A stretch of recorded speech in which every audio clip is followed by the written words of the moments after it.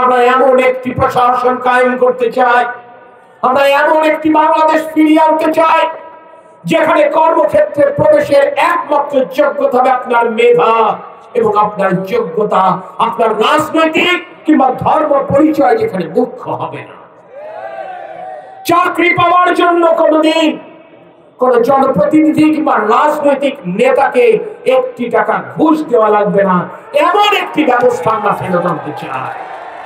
এই দামোদর জীবননগর দর্শনার ঘরে ঘরে আগামীতে বাংলাদেশ জাতীয়তাবাদী দল এবং আমাদের প্রিয় নেতা তারেক রহমানের কর্ম পরিকল্পনা পৌঁছে দিতে হবে, জানাতে হবে মা বোনদেরকে আমরা সরকার গঠন করতে পারলে কিভাবে অসচ্ছল প্রতিটি পরিবারকে পারিবারিক কার্ডের আওতায় নিয়ে এসে প্রতি মাসে 2 থেকে 2,500 টাকা পর্যন্ত খাদ্য সহায়তা দিতে চাই, যাতে করে সংসার পরিচালনায় মা বোনেরা একটু হলেও স্বাচ্ছন্দ্য খুঁজে পায়। আমার তরুণ যুবক যারা জুলাই গণঅভ্যুত্থানের ফ্রন্ট লাইনার, তাদেরকে বলতে হবে, জানাতে হবে কেমন নতুন বাংলাদেশের স্বপ্নটি আমরা দেখছি। আমরা শিক্ষাঙ্গনকে সন্ত্রাস মুক্ত এবং মাদক মুক্ত করতে চাই, আমরা ক্রীড়াঙ্গন এবং সাংস্কৃতিক অঙ্গন সচল করতে চাই, যাতে করে আমাদের সন্তানেরা সুস্থ নাগরিক হিসেবে বড় হতে পারে। প্রিয় সাথী সহযোদ্ধাবৃন্দ, তরুণ যুবককে বোঝাতে হবে বিএনপি তার প্রথম 5 বছরের মেয়াদে 1.5 কোটি কর্মসংস্থান তৈরি করতে চাই তরুণ যুবকদের জন্য। বিশ্ববিদ্যালয় শিক্ষা জীবন শেষ করে কর্মক্ষেত্রে প্রবেশের আগে চাকরি খুঁজবার সেই সময়টুকুতে চাকরি পাওয়ার আগে অন্তত 1 বছর পর্যন্ত শিক্ষিত যুবকদেরকে বেকার ভাতা আনতে চায় বাংলাদেশ জাতীয়তাবাদী দল বিএনপি। আর যারা উচ্চ শিক্ষা গ্রহণের সুযোগ পাবেন না, শুধুমাত্র যারা ম্যাট্রিক বা ইন্টারমিডিয়েট পর্যন্ত পাস করবেন, তাদের কারিগরি প্রশিক্ষণের মাধ্যমে তাদেরকে তৈরি করা হবে, যাতে করে তারা নিজের ভাগ্য পরিবর্তন করতে পারেন, আত্মকর্মসংস্থানের সুযোগ তৈরি করতে পারেন। তার জন্য সরকার যথাযথ প্রশিক্ষণের ব্যবস্থা করবে, ব্যবসা শুরু করবার জন্য প্রাথমিক ঋণ দেবে বিনা শর্তে। আর যারা বিদেশে যেতে চান, সহজ শর্তে সহজে আপনি লোন নিয়ে বিদেশে যেতে পারবেন, তার জন্য আপনাকে ভাষা শিক্ষা দেওয়া হবে, যাতে করে আপনার উপার্জন বাড়াতে পারে।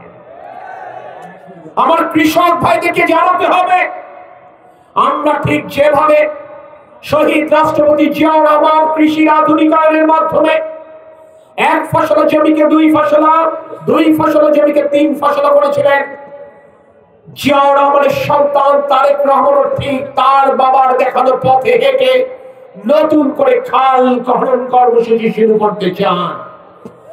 তিনি সার, বীজ এবং কীটনাশক সহজলভ্য করতে চান কৃষকদের জন্য। সেই জন্য প্রতিটি কৃষকদেরকে কৃষক কার্ডের আওতায় আনা হবে, যাতে করে মধ্যস্বত্বভোগীরা সরকারি প্রণোদনা 9-6 না করতে পারে। কৃষকদের ফসল যেন প্রাকৃতিক দুর্যোগ, বৃষ্টি, কুয়াশা কিংবা ঝড় কিংবা শিলাবৃষ্টির কারণে ফসল হানি না ঘটে এবং ফসল হানির পরিপ্রেক্ষিতে যেন তার পুঁজি ক্ষতিগ্রস্ত না হয়, সেই কারণে কৃষকদের কৃষি পণ্য শস্য বীমার আওতায় আনবার কর্ম পরিকল্পনা করেছেন আমাদের প্রিয় নেতা তারেক রহমান। এই বার্তা পৌঁছে দিতে হবে।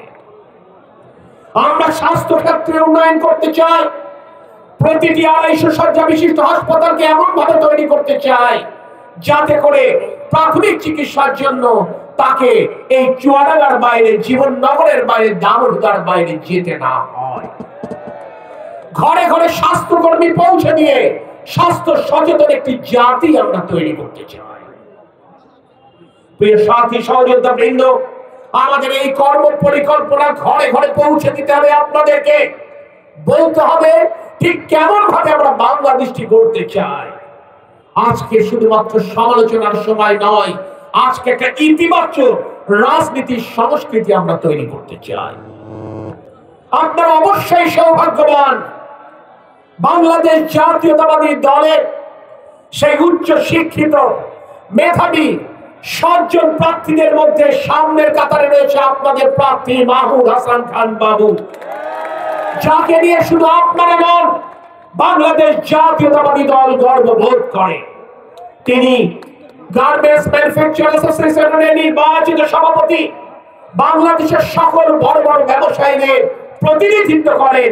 অথচ সেই প্ল্যাটফর্ম ছেড়ে আজকে তিনি চুয়াডাঙ্গার সাধারণ খেটে খাওয়া মানুষ, দামোদর দর্শনা এবং জীবননগরের খেটে খাওয়া মানুষের ভাগ্য পরিবর্তনের জন্য আজ আপনি আপনাদের কাতার এসেছেন।